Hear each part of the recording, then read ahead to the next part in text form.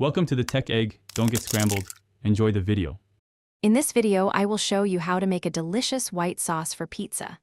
First, let's gather our essential ingredients. You will need 2 tablespoons of unsalted butter, 2 tablespoons of all-purpose flour, 1 cup of whole milk, and 1/2 cup of freshly grated Parmesan cheese.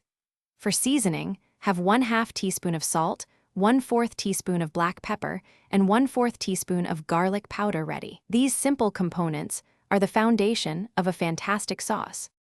Now, let's create the roux, which is crucial for thickening our sauce. Begin by melting 2 tablespoons of unsalted butter in a medium saucepan over medium heat.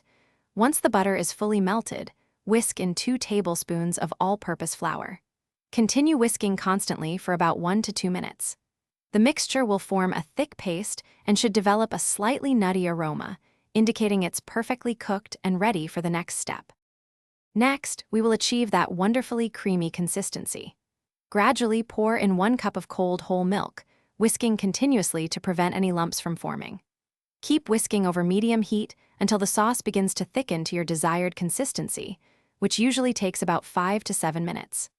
Now, season your sauce with 1/2 teaspoon of salt, 1/4 teaspoon of black pepper, and 1/4 teaspoon of garlic powder for a delightful aroma.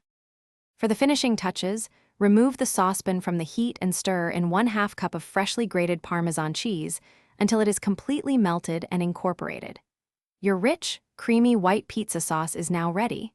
For a 10-inch pizza, spread approximately 1/4 cup of this delicious sauce evenly over your crust. This versatile sauce is not just for pizza. It also makes a fantastic addition to pasta dishes or steamed vegetables. Thanks for watching. Consider subscribing if I helped unscramble your problems.